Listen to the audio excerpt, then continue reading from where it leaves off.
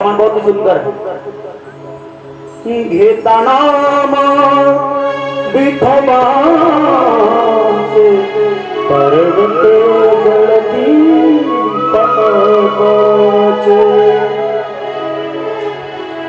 एक भाव था, लेकिन अभी बाद में गाएंगे नहीं। ये कथा में हमारा कृष्ण कहने से कर जाएगा, बाद में सुनाएंगे आपको। भगवान के नाम से दुनिया में कोई ऐसा पाप नहीं है जो मेरे ठाकुर के नाम के सामने टिक सके। प्यारे अजामिल भी जन्म जन्मांतर से मुक्त हो गया, विष्णु लोक को प्राप्त हो गया। आगे कथा आई विश्वरूप ब्राह्मण की। गुरु का अपमान कर दिया देवताओं ने, गुरु गुप्त हो गए तो विश्वरूप को गुरु बना लिया। उसको 3 मुख थे, पिछले मुख से वो मंत्र बोलता था, दाएं मुख से देवताओं को भाग देता था और बाएं मुख से राक्षसों को भाग देता था। बोले क्यों? क्योंकि ये विश्वरूप देवताओं का भतीजा था और राक्षसों का भतीजा था। इंद्र को इस बात की भनक लग गई। इंद्र ने हाथ में वज्र नाम का शस्त्र लिया, एक किरात को आज्ञा दी, पहले तो इसका वध कर दो। इंद्र ने इसका वध किया और किरात जो होता है ना, मराठी में सुतार बोलते हैं, लकड़ी का जो काम करता है। बोले इसके टूटे हुए सरों के टुकड़े टुकड़े कर दे। वो बोला अरे बाप रे, ये महापाप मैं नहीं करूंगा, तुमने तो पहले पाप किया और मुझे और पापी बना रहे। बोले हम यज्ञ में तुझे भाग देंगे। लालच दे दी। लालच बहुत बड़ी बोला है प्यारे। लालच ने आज तक अथेवनी है जो करी असत्य न्याय नीत त्याचा पूर्व से पतन नरके किडे होती जान कोटी को हत्या मासा पाजी विटाळ पितरा। काय पुढे नाही तुका म्हणे ऐसी आसी यम गांजील सायासी। ये 5 चरण का भंग तुकाराम महाराज का है। लोभावरी ठेवणी है तो जो करी असत्य न्याय नीत। क्या बोले शेष नारायण जी? देखो थोड़े से पैसे के लिए अगर किसी ने झूठी गवाही दे दी तो उसके स्वर्ग में गए हुए पूर्वज फिर नरक की ओर चले जाते हैं। अरे बाप रे, बोलो राधे राधे। देखो ये इतना कठिन है प्यार। और बिटल नाम के पक्षी हुए, उसके पिता को बड़ा गुस्सा आया विश्व सृष्टिया को। सृष्टिया ऋषि ने, ए इंद्र तूने मेरे पुत्र विश्वरूप को मार दिया, उसकी कोई गलती नहीं थी, तुझे जिंदा नहीं छोड़ूंगा। यज्ञ के लिए बैठे, ओम अग्नये नमः स्वाहा ऐसे आहुति दी। तो उसमें से वृत्रासुर नाम का राक्षस निकला है प्यारे। उसने देवताओं पर हमला बोल दिया, सबको पराभूत कर दिया। सब जिगर रास्ता मिलेगा, कोई पहाड़ों में, कई गलियों में, कई सब छुप गए। अब क्या किया जाए? बोले वृत्रासुर को मारने के लिए ऐसे शस्त्र को बनाना होगा जिस शस्त्र से वो मरेगा। बोले क्या करना है? बोले दधीची नाम के ऋषि है, उनके पास में जाओ, उनके पास में जाकर के उनको अस्थियों की मांग करो। अस्थियों की मांग, अस्थि माने की हड्डियां, स्केलेटन, इतनी आसान बात नहीं। अस्थियां माने की जेब में हाथ डाल करके 100 की हरी पत्ती निकाल देना, इतना आसान नहीं है।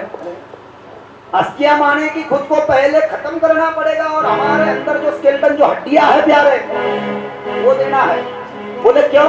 क्योंकि दधीची ऋषि एकमात्र ऐसा साधु है, उन दिनों ऐसे साधु है एकमात्र दधीची ऋषि जिन्होंने गौ का दूध पिया था, दूध का, गौ का, और शुद्ध गाय के दूध को पीने की वजह से उनकी हड्डियों में बहुत ज्यादा सामर्थ्य आ गया था। उन्हीं हड्डियों से, उन्हीं अस्थियों से वज्र नाम का शस्त्र बना करके इंद्र ने वृत्रासुर का वध किया। दधीची ऋषि का योगदान हुआ, देवताओं ने पुष्प वृष्टि की।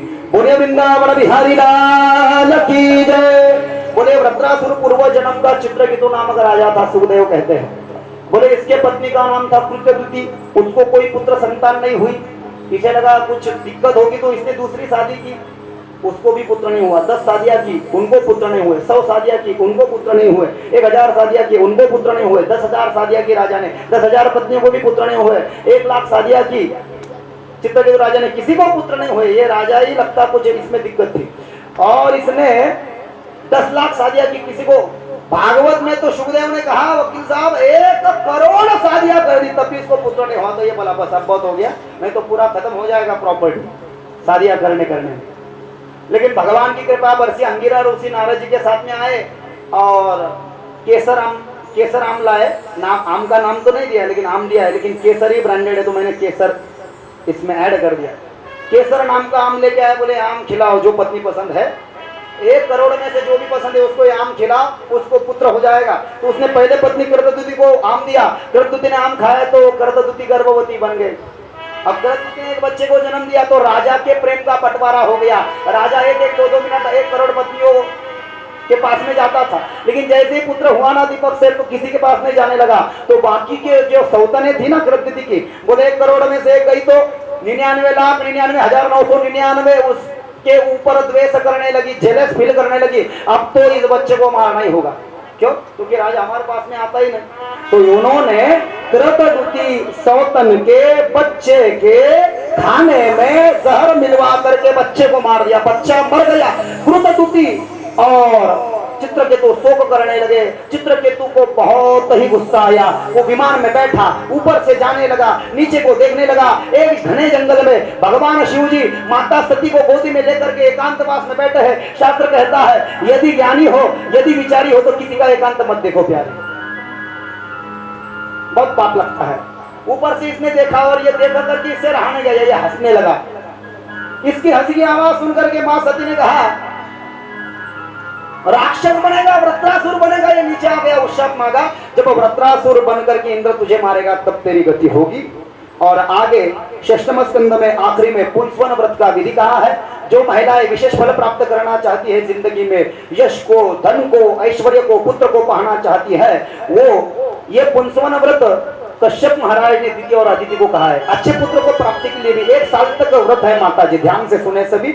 अभी वो कल माता जी हमारे आए थे ना, जिन्होंने मुझे सोने का सिंहासन दान में दिया, वो आज नहीं आई लगती, लेकिन मैं उनको बताना चाहता हूँ। वो कह रहे थे पंडित जी ये लिख करके लाइए, लिखने की कोई जरूरत नहीं, आप सब नोट डाउन कर लीजिए, ये बहुत जरूरी है। इसको बोलते हैं पुंसवन व्रत।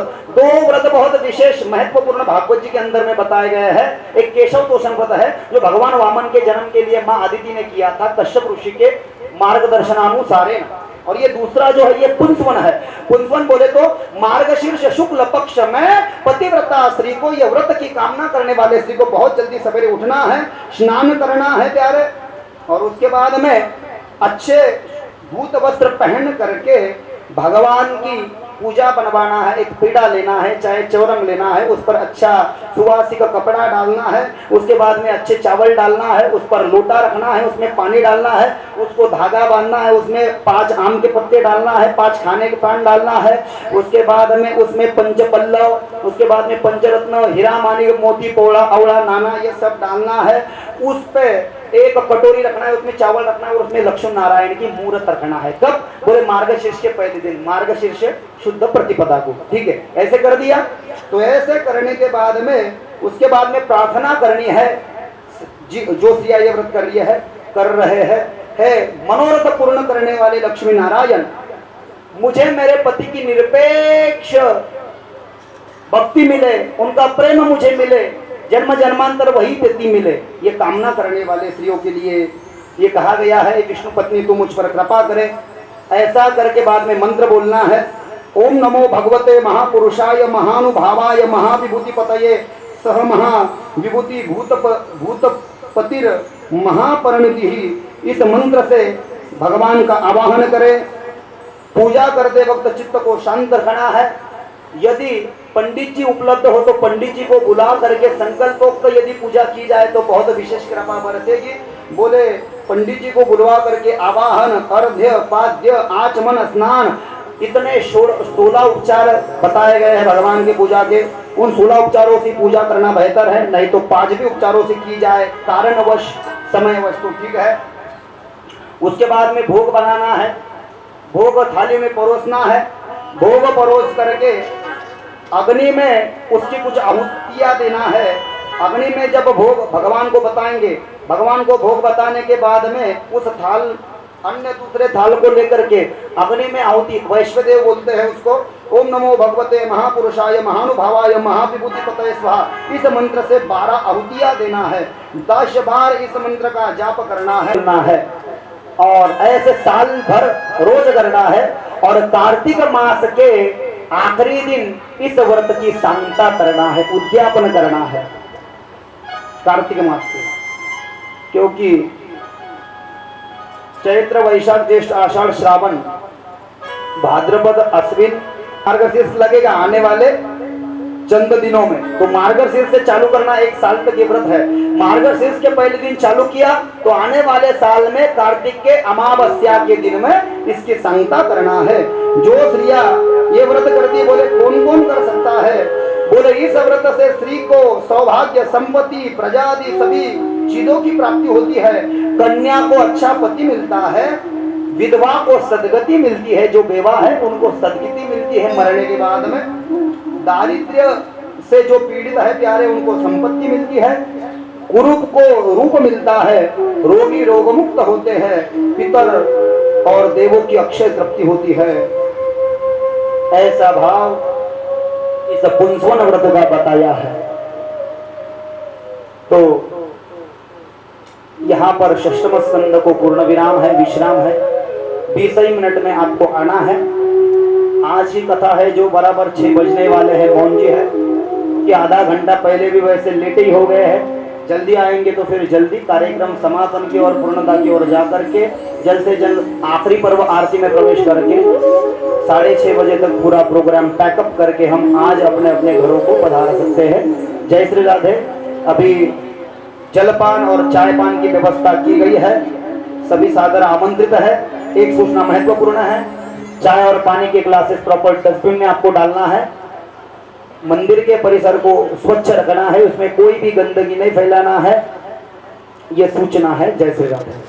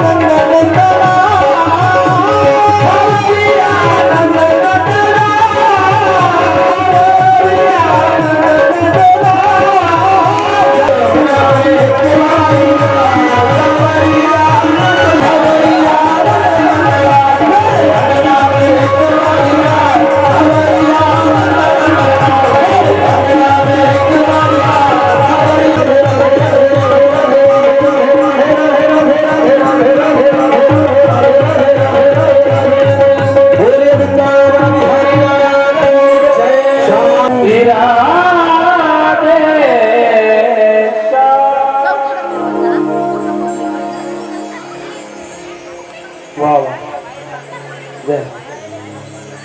बहुत आनंद आया दीपक से अभी, चाय पानी भी हो गया और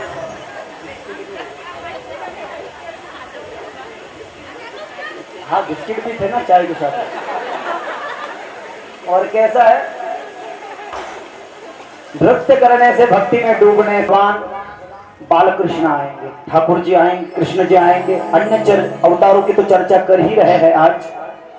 अभी नरसिंह अवतार की चर्चा करेंगे, उसके बाद में हरि अवतार की गजेंद्र मोक्ष की चर्चा करेंगे। समुद्र मंथन के लिए भगवान ने जगदीश, अजित, धनवंतरी, मोहिनी और कुर्म वो अवतार लिए, उन 4 अवतारों की चर्चा करेंगे।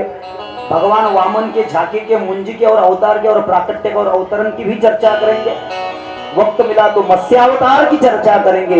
इन सभी कथाओं का चिंतन हम आज शेष इस मध्यांतर की बात को पुनः एक बार कथा में प्रवेश कर करके इस कथाओं का श्रवण लाभ लेंगे, इसका रसपान करेंगे। इनकर की एक सूचना मैं 2 बार देना ज्यादा उचित समझता हूँ, क्योंकि तैयारियां थोड़ी ज्यादा है। ऑर्गेनाइजर लोग तो करेंगे ही करेंगे, लेकिन आप सब श्रोतागण भक्तगण है, तो आपको कौन सी तैयारियां कल के विशेष त्योहार के लिए करनी है, तो एक बार मैं उसकी याद यहाँ पर आपको इस मंच से दे रहा हूं।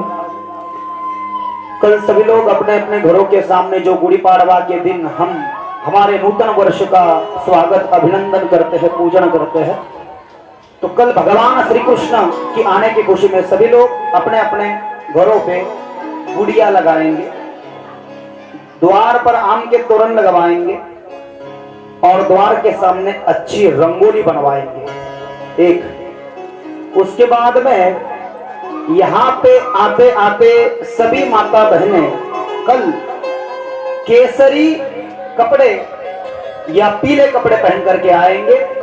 केसरी वस्त्र और पीले वस्त्र हमारे ठाकुर के बहुत प्रिय है और वृंदावन के संतों की ऐसे मान्यता है कि 5वें दिन में यही वस्त्र पहनना लाजमी है। तो इसलिए जो माता बहनें नौवार पातल वाली है, जो साड़ियां वाली है, तो केसरी साड़ी या पीली साड़ी, आप पीला शर्ट, केसरी शर्ट पैंट जो घर पे होगा, वो किसी का भाव है तो खरीद भी लाया तो अच्छा है, नहीं ला सकते तो एज यू विश, नहीं भी हो तो कोई बात नहीं, लेकिन हो तो जरूर पहन करके आना। तो सबको ये ध्यान रखना है, याद रखना है, पीले कपड़े या केसरी कपड़े पहन करके कल कथा में पधारना है। तदुपरांत कल कथा में गिरिराज गोवर्धन की परिक्रमा होगी, तो आपको गिरिराज गोवर्धन का पहाड़ बनाना है। मिट्टी से बनवाओ चाहे काले के प्रसाद से बनवाओ, पीढ़े के ऊपर आपको पूरा मार्गदर्शन दिया जाएगा। हमने आपको लिख के भी एक सूची उसकी दी है बड़ी लंबी। तो गिरिराज गोवर्धन को सजवा करके लाना है। कन्हैया आएंगे तो आना है, क्योंकि झूलन महोत्सव भी हम कल गाएंगे, वो भी हम गाएंगे। झूला झूले रे नंदलाल, यशोमती मैया का गोपाल। इस विश्व प्रसिद्ध झूलन महोत्सव के 2-4 गीतों के भाव भी आपके सामने हम पेश करेंगे। तो झूला झुलाना है, उसको लंबी रस्सी बांधना है, उसमें एक अच्छा वस्त्र डालना है, एक को कन्हैया बनाना है, एक टोकरी सजाना है, एक को वसुदेव बाबा बनाना है। और इस पंडाल में 2 नारियल के खंभे लगवाना है। पंडाल के इस स्तंभ को बीच में 2 केली के खंभे लगवाना है, आम के तोरण लगवाना है, पताकाएं लगवानी है, गुब्बारे लगवाना है, पूरे पंडाल में दीवार पर चिपकाने हैं। ऐसी तैयारियां आपको करना है। और महत्वपूर्ण, सबको आते आते 56 भोग से एक वस्तु लाना है। कल हमारे ठाकुर जी को 56 भोग समर्पित किए जाते हैं गिरिराज गोवर्धन स्वरूप। काले का प्रसाद भी होता है, मुरमुरा, लाहिया, हल्दी पाउडर, मिर्ची पाउडर, नमक, ये सब ला करके। वैसे तो काले का कीर्तन है ही, लेकिन महाराष्ट्र के वारकरी संप्रदाय के अनुसार कल ही काला कथा में होता है और वृंदावन के वर्णनानुसार 56 भोग होता है। तो ये सब सूचना है। चॉकलेट भी लेकर के आना है, डांडिया भी लेकर के आना है। डांडिया भी अगर खेल सके तो विश्व प्रसिद्ध भाव के दर्शन आपको हमारे अभय जी कराएंगे। जो हम डांडिया खेलते हैं ना, वो नवरात्रि में नदी किनारे नारियल का पेड़ भर नारियल है तो इस पर आप डांडिया भी खेल सकते हो। पंखड़ा पंखड़ा पंखड़ा पंखड़ा। बड़े बड़े 101 भाव है प्यारे, क्या बताइए, तो भजन संध्या का कार्यक्रम है ही नहीं। तो हम हमारी कथा में प्रवेश करें। भगवान वामन के मुंजी से ही आज कथा का विश्राम होगा, अंत में उस कथा का पान करेंगे। और यह जो सूचना है ये मैं और जाते जाते एक बार आपको दूंगा। षष्ठम स्कंद को यहाँ पर पूर्ण विराम है। शुक्ताल के पावन धरा पर परीक्षित जी महाराज ने सुखदेव स्वामी को नमस्कार किया।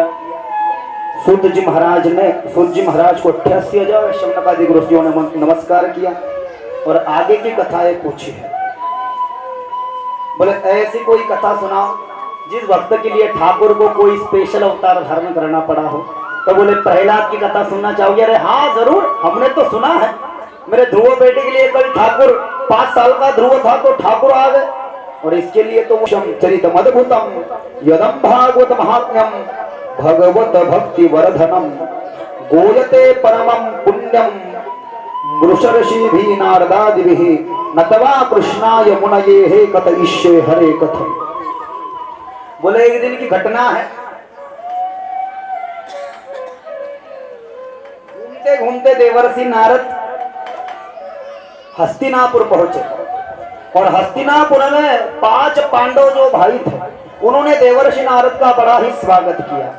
बैठने के लिए आसन दिया, कनकासन, हटकासन, सुवर्णासन, कांचनासन। सोने को 4 नाम है संस्कृत में। सोने को कांचन बोलते हैं संस्कृत में, सोने को सुवर्ण बोलते हैं संस्कृत में, सोने को हटक बोलते हैं संस्कृत में, और सोने को कनक भी बोलते हैं संस्कृत में। तो 4 नाम है। तो वो आसन दिया, पूजा की, और 5 पांडवों ने ऐसे कोई भक्त की महिमा बताओ जिसके लिए सचमुच विष्णु जी को कुछ अलग अवतार धारण करना पड़ा हो। तो बोले सुनिए। बोले राक्षसों का राजा जो था ना हिरण्यकश्यपु, कश्यप जी का पुत्र, उसका बड़ा भाई हिरण्याक्ष, उसको वराह स्वामी ने मार दिया, कल हमने सुना। और उसका छोटा भाई हिरण्यकश्यपु ये राक्षसों का राजा बना, विष्णु का द्वेष करने लगा। इसके पत्नी का नाम कयादु था। इसको कयादु से 3 पुत्रों की प्राप्ति हुई, अल्लाद, अनुल्लाद और सल्लाद। 3 पुत्र हुए हैं, अल्लाद 1, अनुल्लाद 2 और सल्लाद 3। और चौथी बार कयादु गर्भवती है। हिरण्यकश्यपु ने गांव में ये वार्ता फैला दी, सबको आज्ञा सुनवा डाली, अगर इस राज्य में रहना है, नगर में रहना है, जिंदा रहना है, सुख भोगना है, तो मुझे ही भगवान मानना पड़ेगा। मैं ही सबसे बड़ा भगवान हूं। यदि किसी ने बगावत की और मेरे पीठ पीछे उस विष्णु की पूजा करने की कोशिश की तो उसको शूल पर लटका करके उसके हाथ और पांव काट दिए जाएंगे। तो किसी की हिम्मत न हुई, हिरण्यकश्यपु की ही पूजा करने लगी। इच्छा तो नहीं थी, लेकिन ये राक्षस था प्यारे। इसे लगा विष्णु को मैं हरा ना सकूंगा, विष्णु बहुत कपटी है। राक्षसों की ऐसी भावना है प्यारे, क्योंकि मेरे भाई को वराह बन के मार डाला, कितनों को उसने अलग अलग अवतार, रावण को मार डाला राम बन के। विष्णु भगवान को परास्त करने के लिए मुझे ज्यादा शक्तियों की आवश्यकता है, और इसलिए मुझे तपस्या करना पड़ेगी ब्रह्मदेव। हिरण्यकश्यपु तपस्या करने के लिए निकले तो कयादु पत्नी ने कहा, देखिए स्वामी अच्छा मुहूर्त देख करके जाइए। वो बोले मुझे मुहूर्त की जरूरत नहीं है। तो हिरण्यकश्यपु एक लंबे से पहाड़ पर गया, एक पांव को मोड़ लिया, बाएं पांव को घुटने के बल मोड़ लिया, दाएं पैर पर खड़े हो गया, दोनों हाथ को ऊपर ऐसे ऊपर धर लिया और ब्रह्मदेव की तपस्या करने लगा। इंद्र ने हिरण्यकश्यपु की तपस्या भंग करने के लिए देव गुरु बृहस्पति देवानां च ऋषीणां च गुरुकांचम सन्निभं बुद्धिभूतम त्रिलोकेशं तम नमामि बृहस्पति, इसको तोते के रूप में भेजा। ये तोता भगवान नारायण के नाम के गुणगान करने लगा, नारायण नारायण।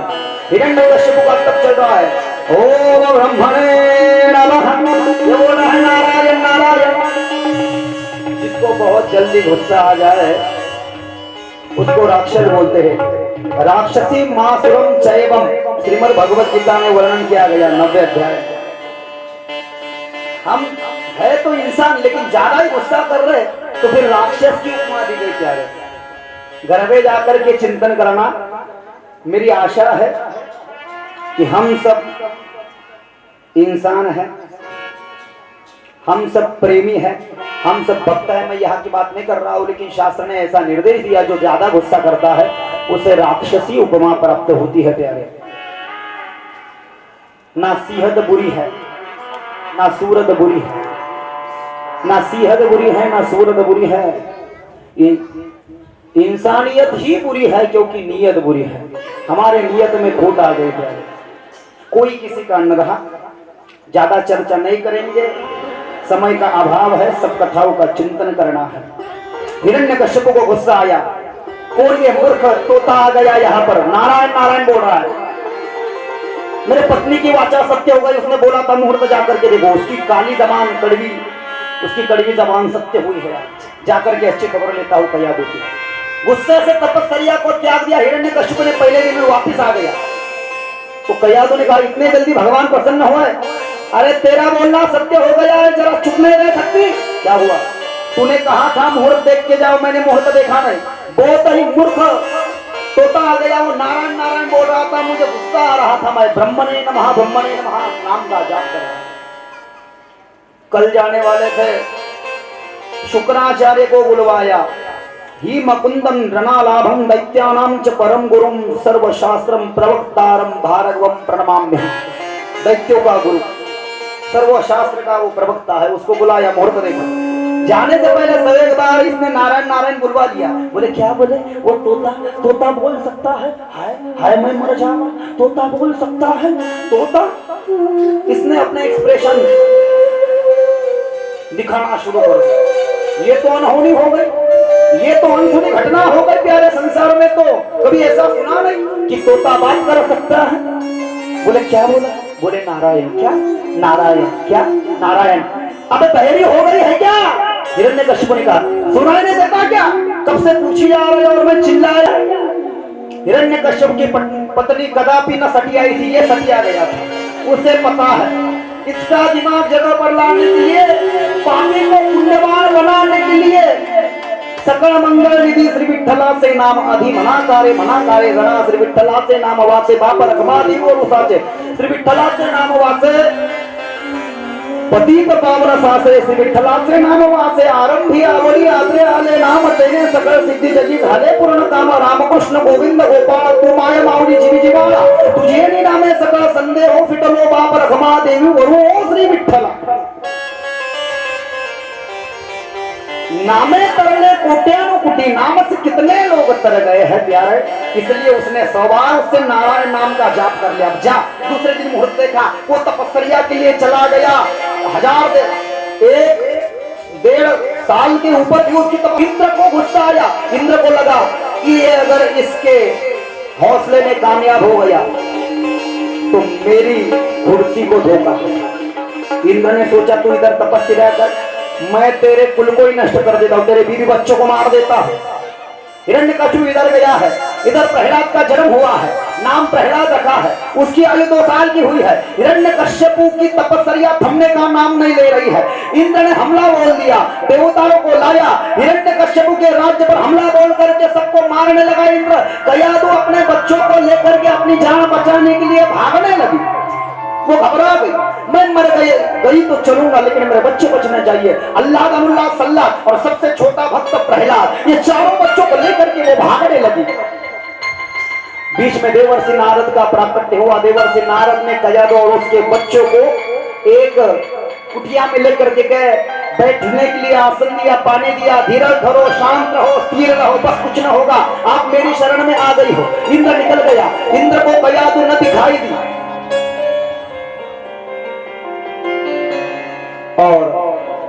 वहीं पे भगवत भक्ति का उपदेश किया है देवर्षि नारद ने कयादु को। बच्चों ने सुना, प्रहलाद ने भी सुना, और इसका कारण है बचपन में ही उसने वह भगवत भक्ति अपने कानों के द्वारा सुन ली थी, इसलिए वो भगवत भक्त बना। प्यारे, हम जैसे संस्कार बच्चों को देंगे ना, वैसे ही हमको मोह बदला मिलने वाला है। प्यारे, याद रखिए। इंद्र निकल गया, कयादु घर पे आई है। हिरण्यकश्यप की तपस्या पूर्ण हुई है, ब्रह्मदेव प्रसन्न हुए हैं, अमर होने का वरदान मांगा। मैं नहीं दे सकता, मुझे भी मरना पड़ता है, दूसरा कुछ मांगो। बोले क्या मांगे? दूसरा वरदान मांगो कुछ। बोले मैं तो न सवेरे मरूं, न दोपहर को मरूं, न शाम को मरूं, न रात को मरूं, न गांव में मरूं, न सिटी में मरूं, न बूढ़े के हाथ से मरूं, न बुढ़ियों के हाथ से मरूं, न आदमी के हाथ से मरूं, न औरत के हाथ से मरूं, न बच्ची के हाथ से मरूं, न बच्चे के हाथ से, न छत से गिर करके मरूं, न पानी में डूब करके मरूं, न जहर खा करके मरूं, न शस्त्र से मरूं, न अस्त्र से मरूं, न बाण से मरूं, न भाते से मरूं, न चक्र से मरूं, न गोली से मरूं, न खंजर से मरूं, न शाप से मरूं, न घर के अंदर मरूं, न घर के बाहर मरूं। ये सब मांग लिया। इसे लगा सब तो मांग लिया, मैं तो अमर ही बन गया। न इंसान के हाथ से मरूं, न जानवर के हाथ से मरूं, न घर में मरूं, न घर के बाहर मरूं, न दिन में मरूं, न रात में मरूं, शाम को मरूं, ऐसे तो नहीं मांगा प्यारे। बीच चौराहे पे मरोगे तो नहीं मांगा प्यारे। इसे लगा मैं अमर हो गया। ब्रह्मदेव को टोपी पहना डाली, मामू वाला बना डाला ब्रह्मदेव को। घर पे आ गए।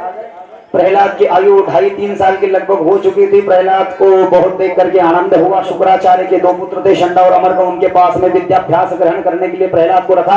लेकिन प्रहलाद ने भगवत भक्ति उपदेश उसको हो गया था, इसलिए वो उनके राक्षसी स्तोत्र नहीं पढ़ रहा था, वो भगवान विष्णु के स्तोत्र पढ़ने लगा।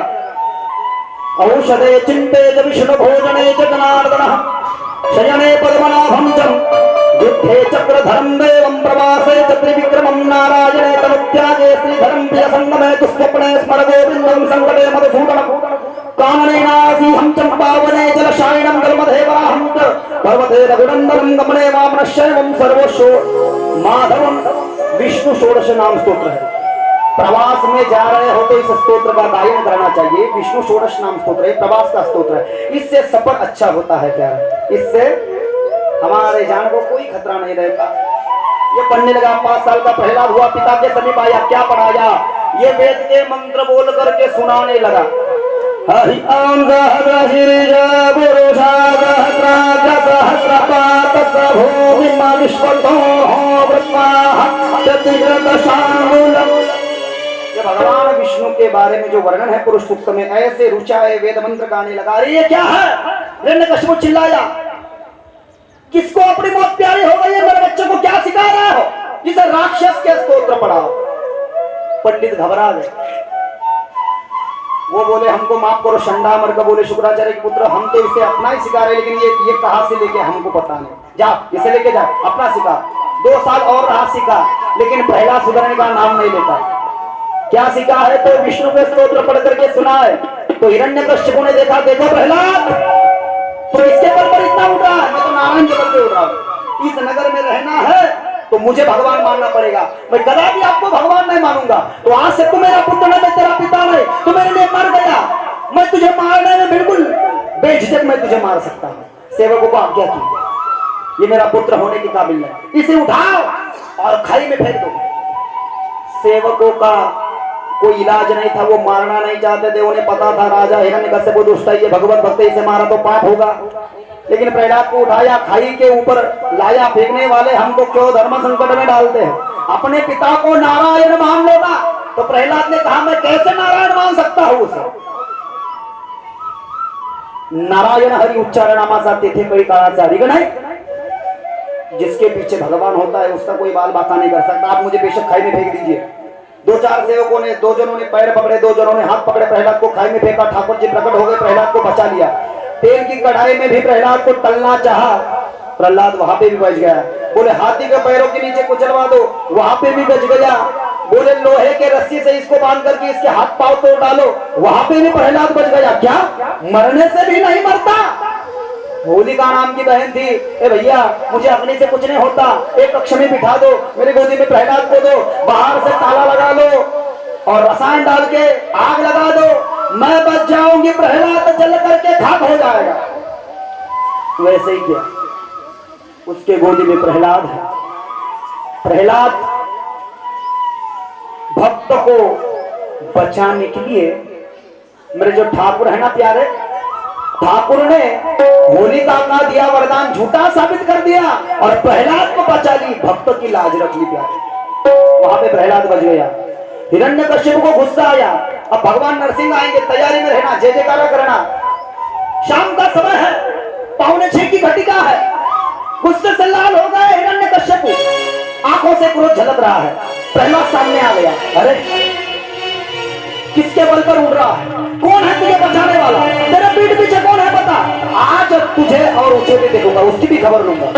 मैं तो अपने नारायण के बल पे उड़ता हूं। कहाँ है तेरा नारायण?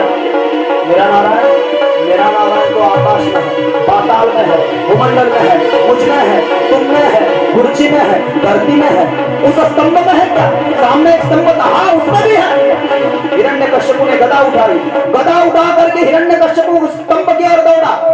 तो प्रहलाद ने मन ही मन ठाकुर की प्रार्थना की, ठाकुर मेरी लाज बचाना। मैंने तो बड़े हिम्मत से कह दिया तो उसमें है, तू अगर नहीं निकला तो बस मेरी लाज अब दांव पे लग चुकी है, तू तेरा देख ले, मैंने तो बोल दिया है।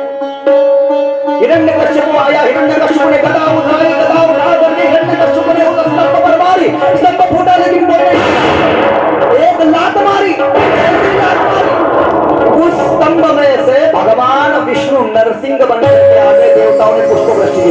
बोलिए नरसिंह नारायण भगवान की जय, भक्त प्रहलाद जी महाराज की जय। हिरण्यकश्यप को उठाया, घबरा गया हिरण्यकश्यप, बीच चौराहे पर लिया, ना आदमी के हाथ से मरू ना पशु के हाथ से। सिंह के जैसे दांत है, सिंह के जैसे नाखून है, सिंह के जैसे शरीर पर बाल है।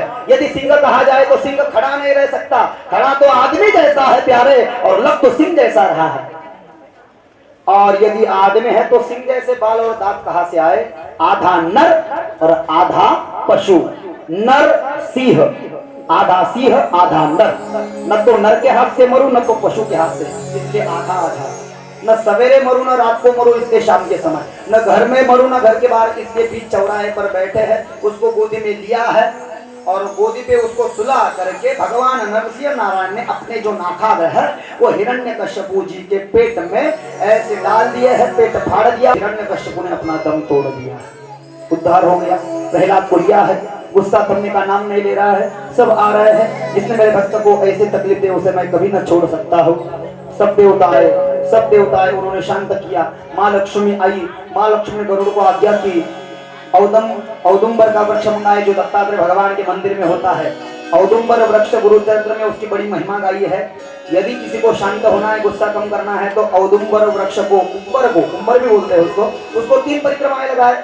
नरसिंह नारायण ने हिरण्यकश्यपु के गंदे खून से अपने जो हाथ भरे थे, नख भरे थे, नाखाग्र, उन नाखाग्र को उस औदुंबर उर्फ उम्बर वृक्ष के जो लकड़ी थी उसमें ऐसे डाल दिया तो उनका क्रोध शांत हुआ। प्रहलाद को लिया, प्रहलाद को कुर्सी पर बिठाया और प्रहलाद ने जाने की जिद की है प्यारे साथ में, लेकिन भगवान ने कहा तू अभी यहीं पर रहे, मैं बाद में तुझे पाताल लोक प्राप्त कर दूंगा। ये कथा भी हमें बोध देती है, यदि दिल में सच्ची लगन है तो हमारे ठाकुर जरूर दर्शन देने के लिए आ जाते हैं। वरुण पंचाध्याय का वर्णन किया और इसी बीच सप्तम स्कंद को पूर्ण विराम दे दिया गया। श्रीमद् भागवते महापुराणे सप्तम स्कंदे अध्यायः हरये नमः, हरये नमः। अष्टम स्कंद में एक कथा आती है, मनवंतर का वर्णन जिसमें किया गया है। स्वयंभुवस्तेय गुरो वंशोय विस्तारच्युतः यत्र विश्वस्त्रया सर्गो मनोज्ञानवदस्मनः। 14 मनवंतरों की चर्चा विभाग जी के अंदर में आ रही है। स्वयंभू मनु, अग्निपुत्र स्वारोच से दूसरा मनु, प्रियव्रत का बंधु उत्तम ये तीसरा मनु है और तामस ये चौथा मनु है प्यारे। 14 मनवंतरों में जो चौथे मनु बने ना तामस, उस तामस मनवंतर में एक हरिमेधा नाम के ऋषि हुए और हरिमेधा नाम की ऋषि की पत्नी हुई हरिणी और उनके पुत्र बनकर के हमारे ठाकुर आ गए। मेरे ठाकुर का 29 अवतारों में से एक मुख्य अवतार हुआ है, भगवान हरि बने और उन्होंने गजेंद्र को बचाया। बोलिए हरि नारायण भगवान की जय। बोले गजेंद्र को बचाया, परीक्षित ने पूछा सुखदेव को, तो ये भी कथा हम सुनना चाहते हैं। बोले गजेंद्र मोक्ष बताइए। आसित गिरिवरो राजन श्रीकुटम इति विश्रुताः श्रोदेनामृत श्रीमान्यो जनायुतमुच्छ्रितः। अष्टम स्कंद की कथा है। तामस मनवंतर में एक त्रिकुट नाम का बहुत बड़ा पहाड़ पर्वत था। वो महासागर से ऐसा चारों ओर से घिरा था प्यार, उसके चारों ओर से महासागर था माता जी और बीचों बीच वो त्रिकुट पर्वत था। उसके पैरों तले एक जंगल था, जंगल में ऋतुमान सरोवर भी था। सरोवर के सागर के बीच से जाने के लिए सेतु बनाया हुआ था। ऐसा मान लीजिए चारों ओर से वो पहाड़ घिरा हुआ था। वो त्रिकुट पर्वत जो था ना, उसकी 3 तटाएं थी। एक तटा थी सोने की, दूसरी थी चांदी की, तीसरी थी तांबे की। जब सूर्य मध्य में आता था, दिन निकलता था, तो सूर्य की किरण उस त्रिकुट पर्वत की तटाओं पर गिरने की वजह से सोने चांदी और तांबे की तटाओं का जो तेज है, वो तेज पानी में प्रकर्षित होता था प्यारे। उस तेज का प्रादुर्भाव पानी में होता था, क्या महिमा। और उसी त्रिकुट पर्वत के पैरों तले जंगल में ऋतुमान सरोवर के समीप एक गजेंद्र नाम का मदोन्मत्त बड़ा ही बलशाली अहंकारी घमंडी हाथी रहता था। उसके पत्नी का नाम भी गजेंद्र था। उसको एक बच्चा था और बच्ची थी। बोले तो एक हाथी का बच्चा था और हाथी का एक बच्ची भी थी, छोटा हाथी। छोटा हाथी बोले तो वो 3 चक्के वाली गाड़ी नहीं है, टमटम नहीं, ये छोटा हाथी और छोटी हाथी और पूरी फौज थी। इतना दबदबा था उसका उस जंगल में, उसकी आज्ञा से सब वहां पर विचरण करते थे। दीपक से कोई उसके सामने नहीं आता था। बड़े बड़े शेर, बड़े बड़े सिंह उसके डर से कांपते थे, चुप के बैठते थे, उसकी आज्ञा से पानी पीते थे। देखो वो जंगल का राजा, उसे घमंड आ गया। एक दिन की घटना है, ऋतुमान सरोवर में पानी पीने के लिए गजेंद्र हाथी दौड़ा चला आया। शेष नारायण साहब उसके पीछे उसकी पूरी हाथी की फौज थी और सब लोग बाजू ठहरे हैं। गजेंद्र अकेला पानी पीने के लिए गया और जैसे गजेंद्र गया तो गजेंद्र ने अपने दोनों पैर ऋतुमान सरोवर में रख दिए। सामने के पीछे के दोनों पैर जमीन के ऊपर सरोवर के तट पर है। गजेंद्र ने सुंड उठा करके मुंह के बल पानी पीने की कोशिश करने लगा। उतने में हजारों सालों से उस ऋतुमान सरोवर में बैठा हुआ ग्राह मगरमच्छ गजेंद्र की राह में गजेंद्र से प्रतीक्षा उसके बदला लेने के लिए तड़पता रहा। वो मगरमच्छ आ गया और उस मगरमच्छ ने ऋतुमान सरोवर में बैठे बैठे गजेंद्र हाथी के दाएं पैर को जकड़ लिया, पकड़ लिया, अपने मुंह में दबोच लिया। अब कुछ कुछ लोगों को आदत होती है, औरत को पैर की जूती समझते हैं। ये गजेंद्र भी ऐसा ही था। इसे लगा इसमें कौन सी बड़ी बात है, मैंने कितने कितने को रास्ते लगा दिया है, ये कौन सी बड़ी बात है, अभी एक झटका मारूंगा पैर को छुड़ा दूंगा। ऐसा नहीं, पैर को छुड़ाने की कोशिश की लेकिन मगरमच्छ ग्राह पैर छोड़ने का नाम नहीं ले रहा था प्यारे। 1000 साल तक युद्ध चला है।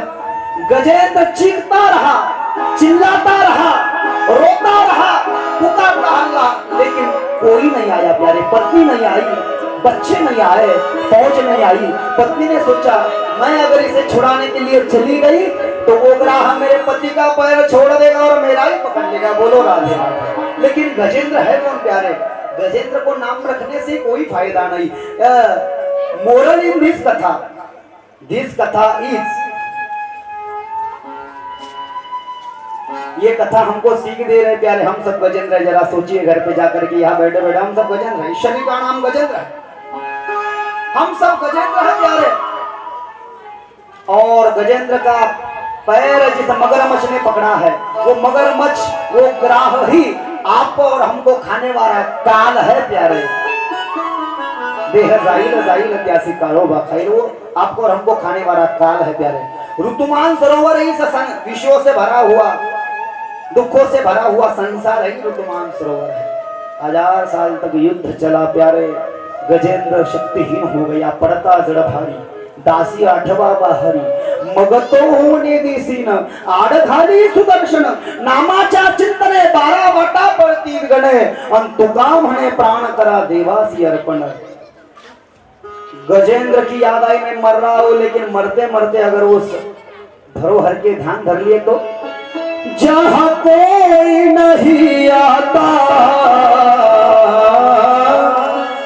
मेरे शाम आते हैं, जहां कोई नहीं आता मेरे शाम आते हैं, जहां कोई नहीं आता। करके गिरा। भक्त वत्सल है भगवान प्यारे, सच्चा भक्त दिल से बुलाया और ठाकुर न आए, ऐसा कभी नहीं हो सकता प्यारे। भगवान को बुलाने के लिए प्रेम की अत्यंत आवश्यकता है। किसी शायर ने अपनी शायरी में कहा प्यारे, न धरती में है न अंबर में है, न धरती में है न अंबर में है, न विरक्ति में है न आस में है, न आम में है न खास में है। यदि मेरा भगवान है तो प्रेम में है प्यारे, यदि मेरा भगवान है तो प्रेम, तो प्रेम से यदि भगवान को बुला लिया जाए। Life is and love enthusiasm and enjoys, Vivekananda वो से जीवन में यदि प्रेम की परिभाषा हो, उत्साह हो, तो भगवान जरूर आते हैं। पोथी पढ़ पढ़ के कोई पंडित न हो, या 2.5 अक्षर प्रेम के जो पढ़े सो वो पंडित हो, ऐसा भाव है। पोथी पढ़ करके कोई पंडित नहीं होता प्यारे, पंडित हो भी सकता है, लेकिन जिसमें प्रेम है वो सही मायने में पंडित है। आप बुला करके तो देखो, वो हरि सर्वत्र है प्यारे। इसलिए श्रीमद परमहंस गोस्वामी तुलसीदास जी ने कहा भी ना, हरि व्यापक सर्वत्र सदा, हरि व्यापक सर्वत्र सदा,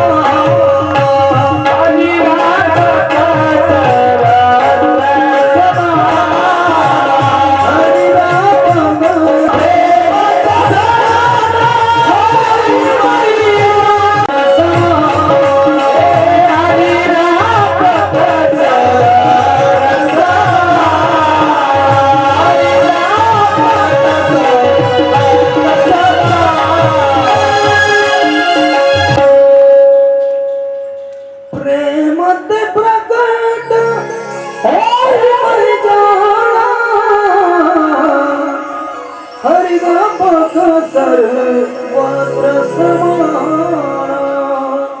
श्रीमद परमहंस गोस्वामी तुलसीदास जी ने बयान बड़े प्यारे चौपाई को गाया। आवाज थोड़ी खराब है, पानी पीने की तो इच्छा होती लेकिन पी नहीं सकते, अगर पिया तो भूल जाएगा सर। इसलिए आचरण और अनुष्ठान बहुत मायने रखता है प्यारे। और प्रेम से गजेंद्र ने आवाज लगाई है, देखिए। म्हणोनी या परी माते अंतकाळी जानता तसे, जे मोकली दे देहाते ते मीची होती। ओवी नंबर 65 अध्याय नंबर 8 ज्ञानेश्वर। अंतकाल में जो सच्चे दिल से अंतकाळी ज्याच्या नाम आले मुखा, तुका म्हणे सुखा पार नाही। रंगी रंगी रे श्रीरंगे काय भुललासी पतंगे, शरीर जायाचे ठेवणे धनसी अभिलाष झणे। नोहे तुझा हा परिवार द्रव्य तारा क्षण भंगूर, अंतकाळीचा सोयरा तुका म्हणे विठोधरा। 2167 2167 नंबर का 4 चरण का अभंग तुकाराम जी महाराज गाथा में कहते हैं प्यारे। तो ठाकुर जी आए हैं प्यारे, गरुड़ पर बैठ करके आ गए ठाकुर जी। और जैसे ठाकुर जी आए, गजेंद्र की पुकार सुनकर के मेरे प्रभु का प्राकट्य उस रुतमान सरोवर के तट पे हुआ। चक्र को निकाला, चक्र को आज्ञा दी, चक्र गया और जिस मगरमच्छ ने हजारों सालों से गजेंद्र हाथी का पांव पकड़ा था उसका सर धड़ से अलग कर दिया। गजेंद्र की मुक्तता हो गई। गजेंद्र ने आराम की सांस ली। गजेंद्र के भी पीठ से हाथ फिराया, ठाकुर जी ने घुमाया। ठाकुर जी के दिव्य हाथों का स्पर्श पाकर के गजेंद्र इंसान बन गया, दिव्य देह उसने धारण कर ली। वो जो मगर मरा था मगरमच्छ, वह भी पुरुष बन करके आ गया। दोनों ने ठाकुर को नमस्कार किया। आज आपके वजह से, आपके दर्शन की वजह से हम हजारों सालों के शाप से मुक्त हुए। बोले कौन है? सुखदेव ने परीक्षित को कहा, हाथी ने ठाकुर जी को कहा, मैं पिछले जन्म में इंद्रद्युम्न नाम का राजा था। मलय पर्वत की गुफा में मैं तपस्या को बैठा था। अगस्त्य ऋषि आए, उन्होंने मुझसे बातचीत की लेकिन मैंने जवाब नहीं दिया। मैं तो ध्यान में था। उनको लगा मैं जानबूझ करके उनकी परीक्षा ले रहा हूँ। तो उन्होंने कहा तेरी मत मारी गई है, तेरी बुद्धि जड़ है। जड़ बुद्धि हाथी नाम के प्राणी में होती है तो हाथी बन जाए। उसने मुझे साथ दे दिया। मैंने उशाप मांगा। बोले तू गजेंद्र नाम का हाथी बन करके जब रुतमान सरोवर में जावेगा और मगरमच्छ तेरा पांव पकड़ेगा और 1000 साल तक तू तड़पेगा प्यारे, तब ठाकुर को बुलाएगा और ठाकुर जी के द्वारा तेरा उद्धार होगा। मगरमच्छ ने कहा मैं हूं नाम का गंधर्व था। देवल ऋषि के अपमानवश, उनके शापवश मैं मगरमच्छ बन गया था। आज मेरा भी उद्धार हुआ है। बोलिए भक्तवत्सल भगवान हरिनारायण भगवान की जय। हम बहुत जा रहे सीधा वामन भगवान के झांकी प्रसंग मुंज के ओर। सुखदेव स्वामी को परीक्षित जी ने पूछा कि हमने सुना है कि समुद्र के द्वारा, मंथन के द्वारा, सागर मंथन के द्वारा 14 वस्तुएं प्राप्त हुई थी। हम सुनना चाहते हैं। यथा भागवता ब्रह्मण मथितम क्षीरसागरः यदर्थम वा यतशांग्रितधाराम्बुचरात्मनाः।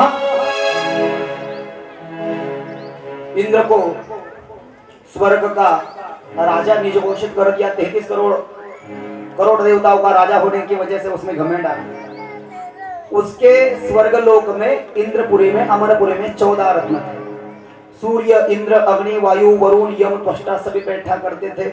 इंद्र वहां से ऑर्डर सुनाया करता था। इंद्र वहां से ऑर्डर सुनाया करता था। दुर्वास नाम के जो बड़े तेजस्वी ऋषि है, शिव जी के अवतार हुए, वो दुर्वास ऋषि ने सोचा कि आज स्वर्गलोक में जाकर के इंद्र की पूजा करे, मान सम्मान करे। तो दुर्वास ऋषि ने मां गंगा के पावन तट पे स्नान करके अपने शिष्यों के शिष्य का मेला था उनको साथ में लिया। पुष्प तोड़े, पुष्पों की मालाएं बनवाई और देवलोक को चल दिए अपने शिष्यों को लेकर के। लेकिन जैसे दुर्वास ऋषि आए तो इंद्र ने मदिरा पान करके वो मेनका ऐसे अप्सराओं का नृत्य देखने में व्यस्त हो चुका था। संत का आदर नहीं किया, स्वागत नहीं किया, अभिवादन नहीं किया, पूजन नहीं किया, आओ बैठो कुछ न पूछा। इसके बावजूद दुर्वास ऋषि ने इंद्र के बाल बुद्धि को समा करके अपने हाथ में जो फूलों से बनी माला थी वो इंद्र के गले में डाल दी। दुर्वास ऋषि के साथ में जितने भी साधु संत थे उन्होंने एक एक पुष्प सूर्य को, चंद्र को, मंगल को, बुध को, गुरु को, शुक्र को, शनि को, राहु को, केतु को, यम को, अन्य देवताओं को दे दी। राजा बोले दल हिले, अंधेर नगरी बेधुंद राजा, टका शेर जिलेबी टका शेर खा जाए, ऐसी कहावत है। कभी मैं फुर्सत से, दिक्कत से, आराम से इस प्रसंग को, दृष्टांत को सुनाऊंगा। अभी समय का अभाव है। बोले राजा कैसा है? बोले राजा बोले और दल हिले, ऐसे होते हैं बोले। और यदि राजा मूर्ख है ना तो राजा के हाथ से दान भी नहीं लेना चाहिए बोले माता जी। पान नंबर 4 भाग नंबर 2 श्लोक नंबर 26 संस्कृत भाषित। तैलाद रक्षेत जलाद रक्षेत रक्षेत शिथिल बंधनात् मूर्ख हस्ते दातव्यम् एवं वदति पुस्तकम्।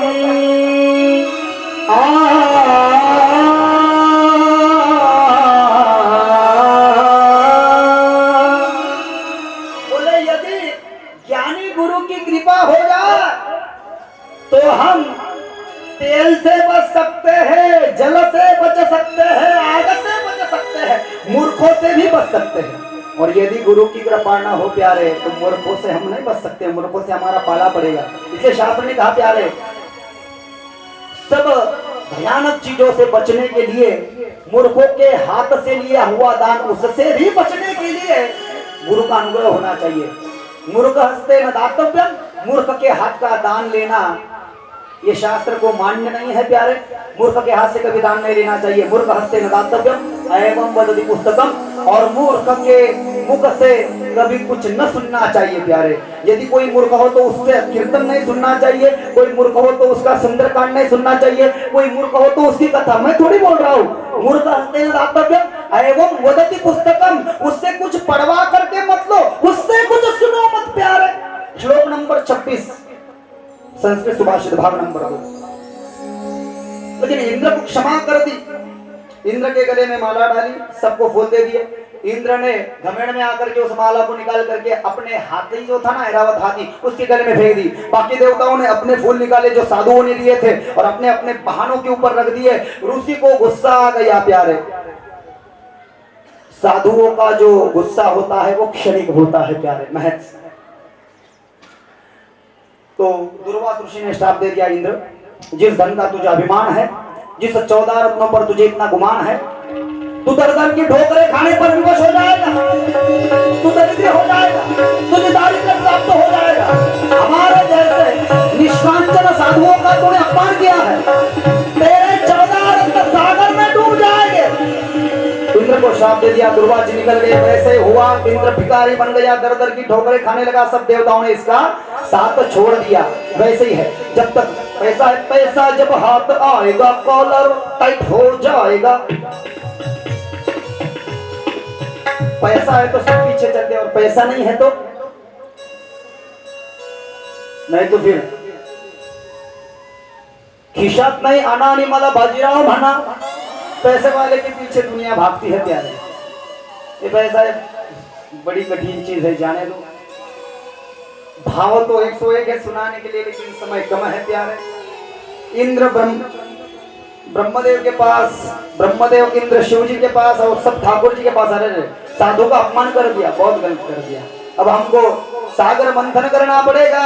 बोले सागर मंथन करना नोहे एकल्याचा खेळ मनोनिया में, तुकाराम महाराज ने कहा गाथा में, अकेले की बस की बात नहीं है। बोले सागर मंथन करना पड़ेगा, राक्षसों को बुलाना पड़ेगा, राक्षसों की मांग। ठीक है, बुलाओ। राक्षस को बुलाया गया। राक्षसों में बलि का जो बलि महाराज है ना, वो बलि महाराज को बुलवाया गया। दैत्यराज बलि प्रहलाद जी के नाती है, प्रहलाद जी के पुत्र विरोचन है और विरोचन जी के पुत्र बलि है। बलि महाराज को बुलवाया गया। बोले हमको सागर मंथन करना है। बोले ठीक है, कोई दिक्कत नहीं। बोले क्या क्या निकलने वाला है? बोले 14 रत्न निकलने वाले हैं। बोले we are don't interested in any other thing but we are interested to the 2 more things, we want to amrit and drink. 3 घड़े निकलने वाले हैं ना समुद्र मंथन में से, एक अमृत का, दूसरा जहर का और तीसरा शराब का।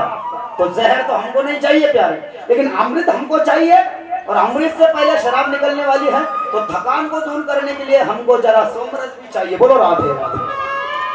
देवताओं ने बोला तुम सोमरस ले लो, लेकिन अमृत हम आपको पूरा नहीं दे सकते, अमृत को आधा आधा बांटेंगे, जैसे आप ठीक समझे। तो समुद्र मंथन के लिए ठाकुर ने सबसे पहला अवतार धरा है। रैवत मनवंतर में ये कथा हुई है, 5वां मनवंतर है। अर्जुन और बलि उनके पुत्र है। और इस रैवत मनवंतर में भगवान जगदीश अजित बन के आ गए। ये जगदीश अजित ठाकुर जी का 30वां अवतार है विष्णु महापुराण में। देवी भागवत में 24 है, भागवत में 22, लेकिन ये भी अवतार इसमें गाया है। बोलिए जगदीश अजित नारायण भगवान की जय। बोले सागर मंथन करना है, राक्षसों को बुलवाया, देवताओं को बुलवाया। बोले सागर को खोजिए। सागर में बड़े बड़े लताएं, वेली वनस्पति, पहाड़, वृक्ष डाले गए, जो करके जलचर प्राणियों को कोई दिक्कत न होगी। बोले मंद्राचल पर्वत की मथनी बनाएंगे और वासुकी, सर्प की, नेति माने की रस्सी बनवाएंगे।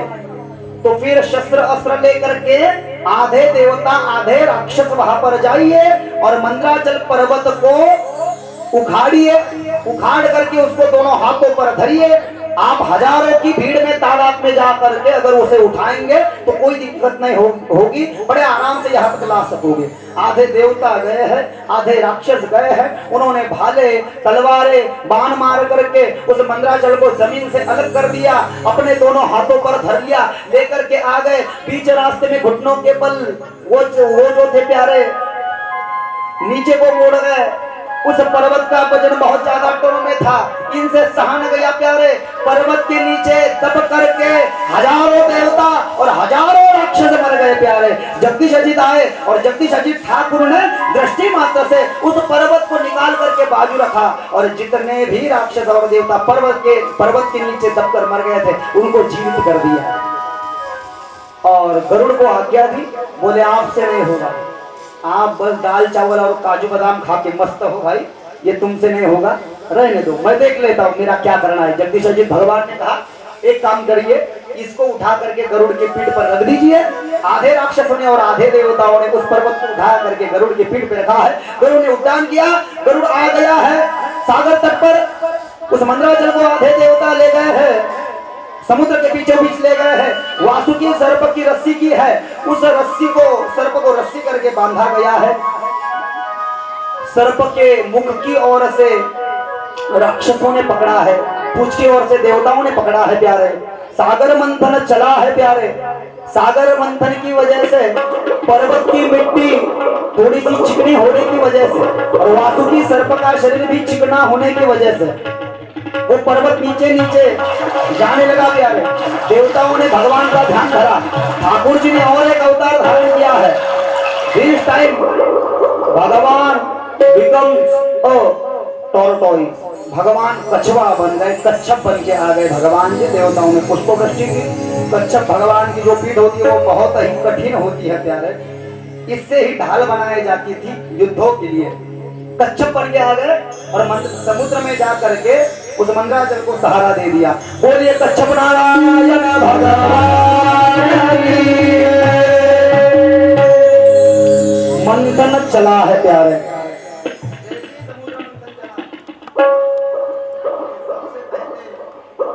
हलाहल विष निकला है प्यारे, और विष का घड़ा निकला है 3 घड़ों में से। शराब और अमृत निकलने वाला था, लेकिन सबसे पहले 14 रत्नों में विष का घड़ा निकला। उसकी ऐसी बाप निकल रही थी प्यारे, गरम गरम। उसको देख करके सब देवता और राक्षस भाग के समुद्र मंथन छोड़ गए। बाप रे, ये अगर इसकी एक बूंद भी शरीर पे आ जाए तो हम भगवान को प्यारे हो जाएंगे, गोविंदाय नमो नमः हो जाएगा। कोई माई का लाल नहीं था उस वक्त उस समुद्र को पीने के लिए। शिव जी का ध्यान धरा। ओम नमः शिवाय, ओम नमः शिवाय।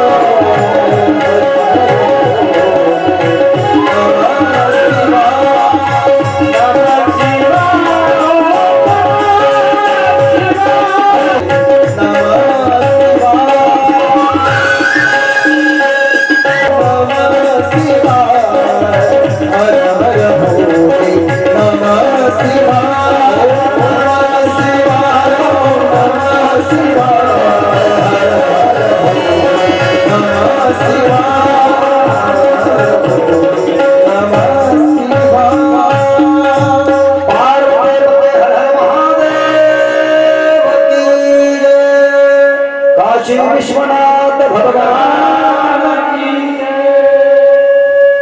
करुणा कर, परम दयालु, परम परिकर परम कृपा कर भगवान शिव जी का ध्यान धरा। शिव जी प्रसन्न हुए, मुझे क्यों बुलाया है? देवताओं ने कहा इसको आप ही पान कर सकते हो। तो भगवान शंकर ने जगत कल्याण के लिए उस हलाहल विष का पान किया। शिव में ही सामर्थ्य, अन्य कोई उसे छू तक नहीं सकता प्यारे। It is called as a very dangerous poison to you know. उसको पिया प्यारे। अगर एक ही गिलास से 2-4 जनों को पानी पीना हो तो ऊपर से पिया जाता है, और अकेलों को पीना है तो मुंह के बल भी पी सकते हैं। लेकिन शिव जी को वो जहर अकेले को पीना था, तभी भी उस घड़े को मुंह से नहीं लगाया प्यारे। 4-5 उंगलियों का ऐसे अंतर रखा और ऊपर से उस घड़े को ऐसे मुंह में उस विष को डाल देते। सब विष को उस शाम सदाशिव ने पी लिया। लेकिन सागर मंथन से 14 वस्तुओं में से सबसे पहले जो घड़ा निकला था ना हलाल विष का, उससे 4-5 बूंदे इस भूतल पर, इस धरती पर जिन जिन वनस्पतियों में, लताओं में, वृक्षों में, बिच्छुओं में, सर्पों में, नागों में, अजगरों में पड़ी, उनके जहरीले प्राणी, जहरीले नाग, जहरीले अजगर और जहरीली वनस्पति वृक्ष बने। जंगल में जाकर के अगर कोई वनस्पति लता के लिए औषधि ऐसी है, उसे हाथ लगाने के बाद में इंसान खत्म हो जाता है। प्यारे बोलो राधे राधे। ये बोले कहां से बने? बोले यहां से बने। बोले यहां से सब जहरीली पंछी प्राणी जो भी कुछ होते हैं जहरीली, ये शिव जी के ही घड़े से उनमें ये बूंदे गिरी थी। शिव जी निकल गए हैं। उसके बाद में 2 नंबर पे कामधेनु नाम की गौ निकली है, गौ माता। बोलिए गौ माता की जय। गाय को ब्रह्मवेत्ता ऋषि ने ले लिया। एक घोड़ा निकला है, अश्व, सफेद रंग का है। वो इंद्र का था, इंद्र लेने वाला था, लेकिन बलि ने उसकी मांग कर ली है। हमारे कॉन्ट्रैक्ट में नहीं है, दिस इज नॉट फेयर, ये गलत है। उसने बोला हम समुद्र मंथन को त्याग रहे, हमको क्या करना है? नहीं मांगा, लेकिन जो पसंद आया वो मैं मानूंगा। चल ठीक है, ले ले भाई। देखो, जब इंसान नियति से नहीं खाता तो बाद में फिर बंटवारा करना पड़ रहा है। देखो, घोड़ा दे दिया। उसके बाद में कौस्तुभ नाम का मणि निकला, वो भी इंद्र ने कहा मेरा है। लोगों ने कहा you have not able to accepted this diamond, ये मणि तेरे लायक नहीं है प्यारे, तो अब इसको खो चुका है। ये मणि ठाकुर सर्वेश्वर ठाकुर के ही गले में शोभा देगा। तो इंद्र का ये कौस्तुभ मणि भी 14 रत्नों में से मेरे ठाकुर विष्णु भगवान को दे दिया गया। उसको सोने के सकली में पहनाया गया और उसमें पहन करके ठाकुर जी ने उसको अपने गले में आज भी पहना है। कौस्तुभ मणि पहनते हैं भगवान विष्णु। उसके बाद 5 नंबर पर कल्प वृक्ष और 6 नंबर पर पारिजात नाम के वृक्ष निकले हैं। इंद्र के थे, इंद्र ने ही इसका स्वीकार कर लिया है प्यारे। उसके बाद में ये 6 वस्तुएं हो गई ना, तो 8 मैडम निकली है प्यारे, 8 मैडम्स। बोले तो अफसर आए, ये सुंदर थी। बोले हमको नहीं चाहिए, सबने बोला हमको नहीं चाहिए। इंद्र की थी तो इंद्र ने ले लिया। उसके बाद में माँ लक्ष्मी निकली है। माँ लक्ष्मी के हाथ में फूलों की माला है प्यारे। सब जन माँ लक्ष्मी के स्वरूप को देख करके, उसके सर्वांग सुंदर देह को देख करके, उसके विशाल नयन मनोहर नयनों को देख करके, उसकी छटा को, उसके छवि को देख करके शादी करने वाले लोग भी माँ लक्ष्मी के साथ में ब्याह रचाने की सोचने लगे। लेकिन वो तो ठाकुर की थी सदा सदा के लिए, और ठाकुर से ही उसकी शादी होने वाली थी। ठाकुर जी के पास में पहुंची है, विष्णु जी के गले में उसने वरमाला पहना दी। देवताओं ने पुष्प वृष्टि की। बोलिए लक्ष्मी नारायण भगवान की जय। और इसके बाद में 2 ही चीजें निकलने वाली थी। शराब की कलश निकला है। सबने कहा 1 more better try, एक हम ले लेंगे पैक तो फिर बहुत मजा आ जाएगा। वो है ना, डीजे के पीछे नाचने में बहुत मजा आता है। हमारे दोस्त भी नाचते थे अभी। एक घूट मुझे भी पिला दे शराब, देख फिर होता है।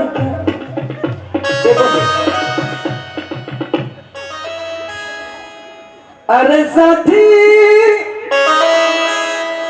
कहना तो नहीं चाहिए, लेकिन कहने के बाद में थोड़ा से एंटरटेनमेंट हो जाते हो। ये कर्म में आ गया इसके, और ये भाव है।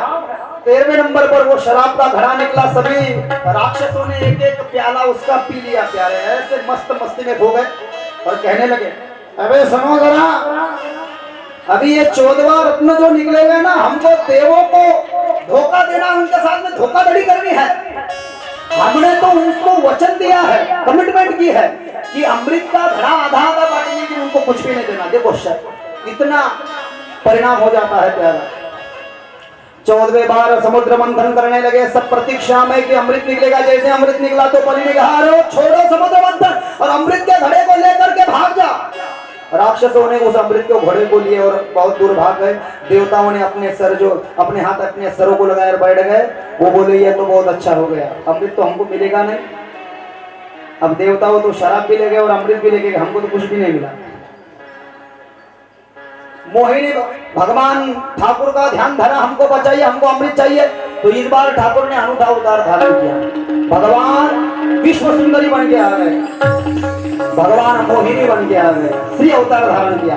बोलिए मोहिनी नारायण भगवान की जय। मोहिनी को देख करके शराब के नशे में धुत राक्षस मोहिनी के माया जाल में फंस गए। मोहिनी के हाथ में अमृत का घड़ा दे दिया, स्वर्गलोक में चले गए। देवताओं को एक पक्ष में, राक्षसों को एक पक्ष में। देवताओं को अमृत पिलाने लगी मोहिनी भगवान, राक्षसों को शराब देने लगी। राहु ने जाना, राहु देवताओं में बैठ गया, देवताओं का भेष बना करके। सूर्य चंद्र ने देखा, मोहिनी भगवान को गुस्सा आया। मोहिनी भगवान ने अपने रूप का परित्याग कर दिया, अपने खुद रूप में आ गए। ठाकुर विष्णु रूप के चतुर्भुज रूप में प्रकट होकर के चक्र को बुलाया और चक्र से राहु का मस्तक चीर डाला। जैसे चीर डाला, राहु मरा नहीं। बोले क्यों? क्योंकि राहु ने अमृत की एक बूंद पी थी और बूंद पीने के बाद में उस अमृत के बूंद के दो विभाग हो गए थे। आधी बूंद रह गई थी गले में और आधी बूंद जो थी प्यारे वो रह गई थी धड़ में। तो उसके सर को दूसरा धड़ आ गया, उसका बन गया पूरा राहु, और जो धड़ था उसको दूसरा सर आ गया, उसका बन गया पूरा केतु। ये अमृत का प्रादुर्भाव है, सूर्य और चंद्र ने बताया है। इसलिए सूर्य ग्रहण के दिन केतु उस पर काली छाया बरसाता है और चंद्र ग्रहण के दिन राहु उसकी कलाएं कम ज्यादा करता है। इसलिए सूर्य ग्रहण के दिन हमको स्नान करके, वेद लगने से पहले भोजन करके, घर पर हर वस्तु पे तुलसी के पत्ते एवं दर्भ की लकड़ियां रख करके हमको उससे बचना होता है और ग्रहण समाप्त होने के बाद में स्नान करना होता है। ऐसी शास्त्र की मान्यता है, ऐसा भाव है। तो फिर देवताओं ने अमृत दिया, राक्षसों को अमृत दिया नहीं। 10,000 साल तक युद्ध चला, बलि वगैरह सब मर गए हैं, वहां पर कोई जिंदा नहीं रहा है प्यारे। दैत्य गुरु शुक्राचार्य ने उनको जिंदा किया है, शिव जी की धारणा करी, अमृत संजुरी मंत्र से उनको जीवित किया, बलि को भी जीवित किया है प्यारे। भगवान शंकर को मोहिनी का दर्शन करने की इच्छा हुई, शिव जी गए, मुझे दर्शन दीजिए। तो भगवान ने कहा, सटिया गए हो क्या? पार्वती कैलाश में बैठी और आप मुझको देखना चाहते हो मोहिनी रूप में? जाइए यहाँ से। शिव जी को निकाल दिया। लेकिन शिव जी एक दिन जॉगिंग करने को गए सवेरे सवेरे जंगल में, 5:30 बजे गए। तो जॉगिंग करने को गए होंगे ना, कहा नहीं काय को गए, लेकिन बोले 5:30 बजे गए सवेरे, योग प्राणायाम करने के लिए, रामदेव बाबा जैसे। भगवान शंकर जंगल में गए और जैसे जंगल में गए तो वहां पर उनको एक सुंदर स्त्री दिखाई दी जगदीश से। उसको देख करके भगवान शंकर नंदी से नीचे उतरे और उसके पीछे भागने लगे। उसका स्वरूप देख करके भगवान शंकर अपने आप को रोक ना सके, काम भावना जागृत हुई और भगवान शिव को मोहिनी, भगवान का विष्णु मोहिनी का स्वरूप देख करके उनके वीर्य का स्राव हुआ। मोहिनी को देख करके मेरे शंकर भगवान का वीर्य जिस जिस जगह पर इस भारत की पवित्र भूमि पर गिरा है, उस वीर्य से सोने की, चांदियों की, रूपों की और तांबों की खाने बनी है प्यारे। खाने, सोना कहां से बना? तो बोले भगवान शंकर के वीर्य से बना, ऐसा शास्त्र ने कहा है। बलि को जीवित किया है। हम जा रहे हैं सीधा बलि की कथा की ओर। जो बलि मर गया था ना समुद्र मंथन में देवताओं के द्वारा, तो उस बलि को दैत्य गुरु शुक्राचार्य ने अमृत संजीवनी मंत्र से जीवित किया और उससे एक यज्ञ करवाया, विश्वजीत बलि नाम का। उस यज्ञ से एक रथ निकला है, उसे छत्र है, 4 अश्व है, उसमें बलि बैठा है। अब तुझे कोई नहीं मार सकता, जा इंद्र की सिंहासन को छीन ले, देवताओं पर हमला बोल दे। देवताओं पर हमला बोल दिया बलि ने जीवित होने के बाद। देवता डर के मारे छुपने लगे, कोई माँ बाप, कोई मायके, कोई ससुराल, कोई पहाड़ों में, कोई गलियों में, सब निकल गए प्यारे। इंद्र चुप कर बैठा है। देव माता अदिति से ये देखा नहीं गया कि मेरे पुत्रों की इतनी दुर्दशा हो रही है।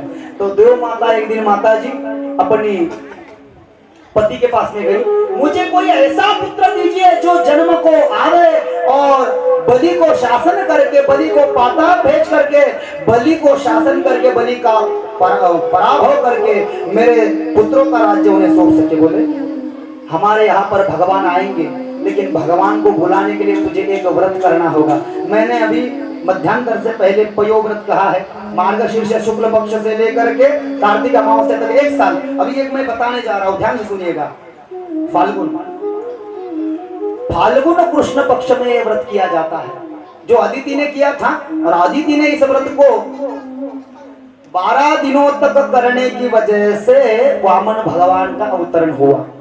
सुखदेव स्वामी राजा परीक्षित को कह रहे हैं, बोले तू केशव तोषण नाम का व्रत कर। कश्यप ने अदिति को कहा, अपने पति की बात सुनकर के बोले इसका विधि बताइए। बोले इसका विधि बहुत आसान है। बोले क्या है? बोले फाल्गुन कृष्ण पक्ष में तृतीया के दिन सवेरे उठ करके नदी में स्नान करके, घर पे पीढ़े पे अच्छा वस्त्र डाल करके, चावल डाल करके, कलश स्थापन करके, उस पर आम के पत्ते लगा करके, उसमें कटोरे में चावल और ठाकुर की मूर्ति रख करके ओम नमो भगवते वासुदेवाय इस मंत्र का जाप करने से ही 12 दिन तक दिन रात इस मंत्र का जाप करने से, और सिर्फ दूध पी करके इस मंत्र का जाप करने से ठाकुर की कृपा बरसती है। तो ऐसे ही किया इसने एक माला जो अदिति ने की है हमारे। ओम नमो भगवते वासुदेवाय, ओम नमो भगवते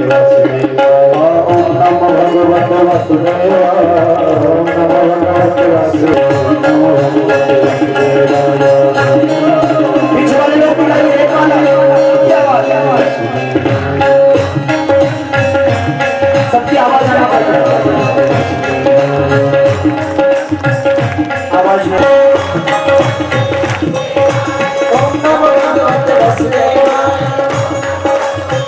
बहुत अच्छे वासुदेवाय वासुदेवाय, क्या बात है?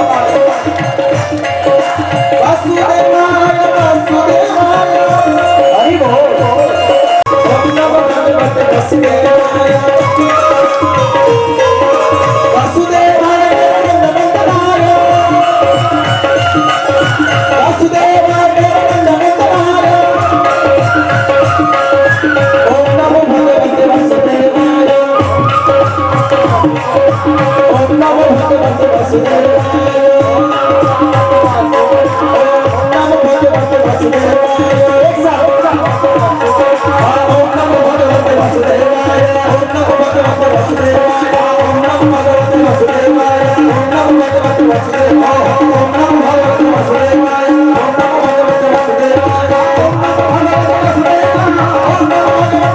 नमो भगवते वासुदेवाय, ओम नमो भगवते वासुदेवाय, ओम नमो भगवते वासुदेवाय, ओम नमो भगवते वासुदेवाय, ओम नमो भगवते वासुदेवाय, ओम नमो पीछे की आवाज, पीछे वाले लोगों की आवाज। एक माला, हाँ राधे राधे, हाँ जय हो, बहुत राधे राधे राधे राधे राधे राधे राधे राधे राधे राधे।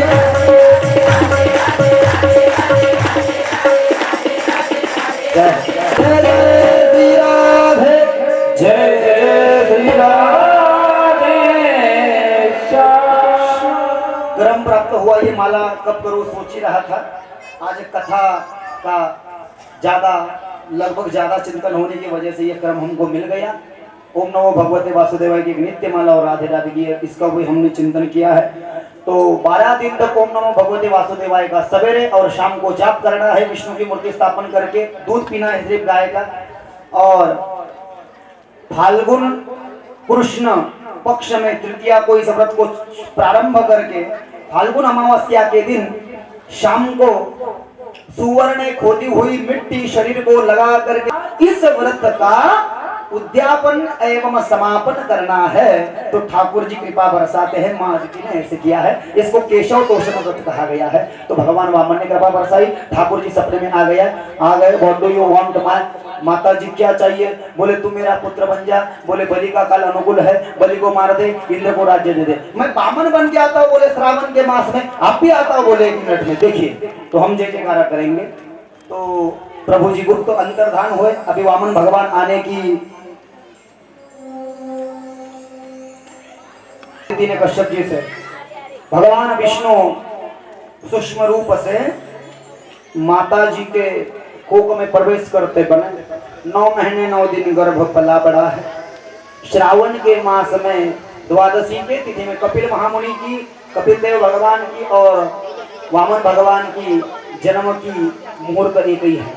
श्रावण के महीने में शुक्ल के पक्ष में वार बुधवार में सवेरे 10 बजे को अभिजीत नक्षत्र में गोपाल मुहूर्त पे 7 साल की आयु धारण करके भगवान वैकुंठ बिहारी विष्णु ठाकुर वामन बटू के रूप में कश्यप और अदिति के आश्रम में प्रकट हो गए। भगवान का प्रादुर्भाव हुआ, भगवान का प्राकट्य हुआ। देवताओं ने पुष्प वृष्टि की बोली, वामन नारायण भगवान की। तो वामन का अवतरण हुआ। 7 साल की आयु थी प्यारे। तो उनको देखकर करके कश्यप को बड़ा आनंद हुआ। बड़ा साधु संतों को, पंडितों को बुलवाया, आचार्यों को बुलवाया और मुंजी की व्यवस्था की। आचार्य लोगों में, ब्राह्मण लोगों में मुंजी की जाती है। मौंजी बंधन, उपनयन संस्कार और व्रतबंध उसको कहते हैं। वो कार्यक्रम हम यहाँ पे कर रहे हैं। तो अभी वामन भगवान की झांकी दिखा रहे हैं। वो यहाँ पे आएंगे, आने के बाद में उनकी मुंजी लगाएंगे, 5 मंगल गाएंगे। मंगल होने के बाद में उनको उनके पिता की गोदी में बिठाएंगे। आचार्य जी, पंडित जी उनके कान में 3-3 बार गायत्री मंत्र की दीक्षा देवेंगे। उसके बाद में आप उनको भिक्षा देवेंगे। ये आज की कथा है प्यारे। तो वामन भगवान को लेके आना है। सबको फूल या चावल जो होंगे वामन भगवान की शादी मुंजी के लिए, वो सबको बांटना है। सबको दे दीजिए।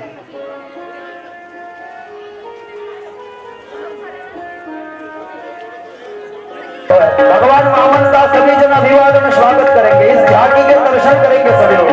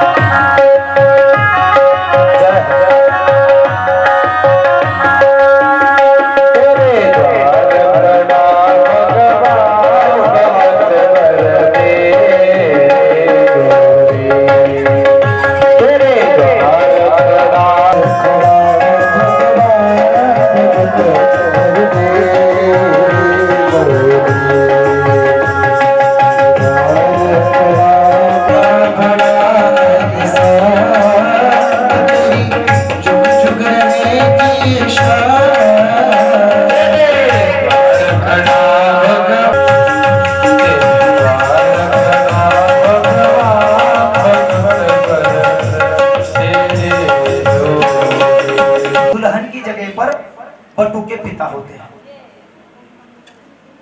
तो पंडित जी वहां पर, उसके बाद में वामन जी के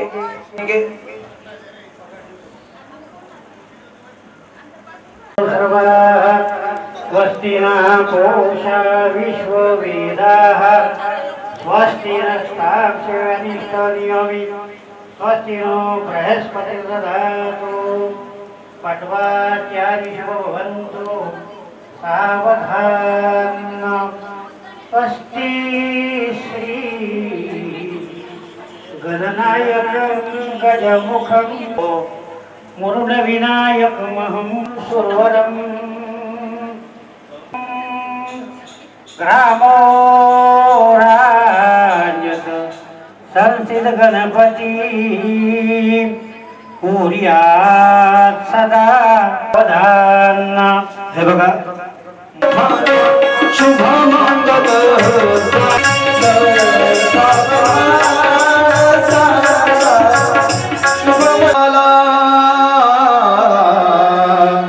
विद्या दे तो जो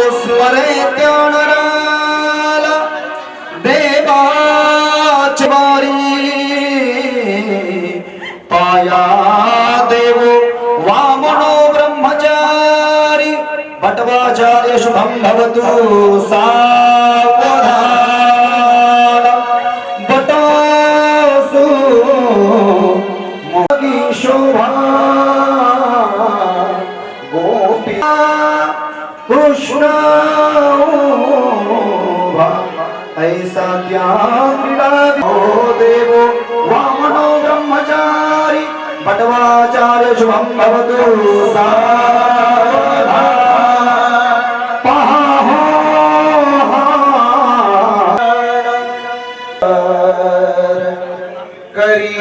करीमनो जनकतो ही जानकी विधि करे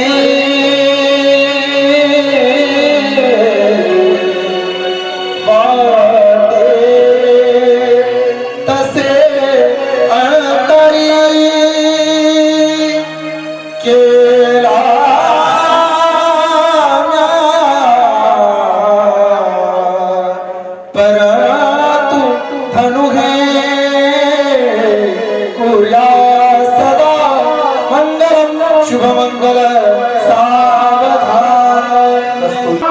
कंठे मुक्तावली कुलदेवता चिंतन ग्राम देवता चिंतन चिंतन ब्रह्मा सावित्री चिंतन चिंतन सब लोग ताली बजाएंगे।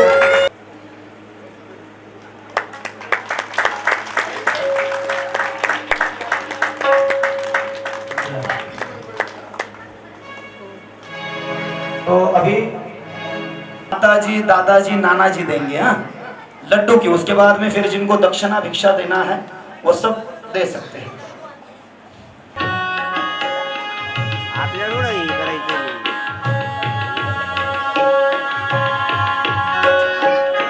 पायाला काही वेळ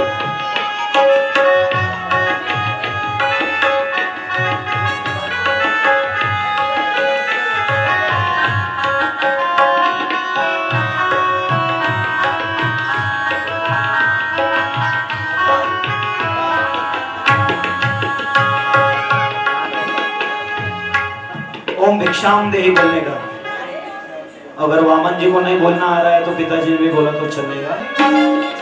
ओम भवतु भिक्षाम।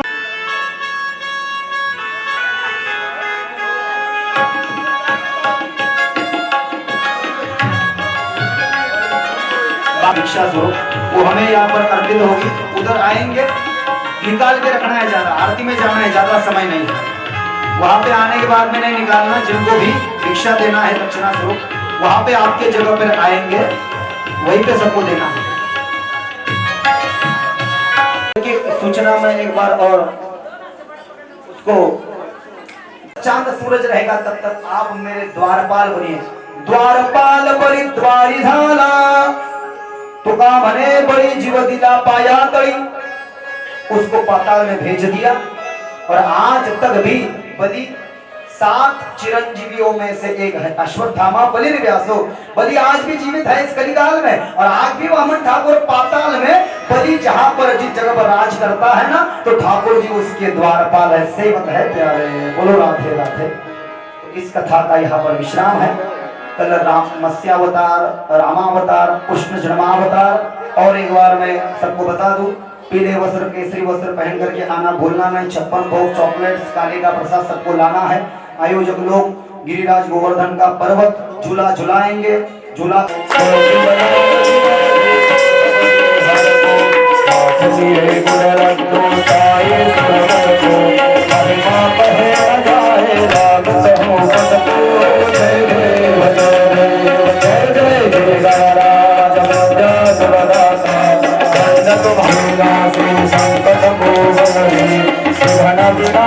को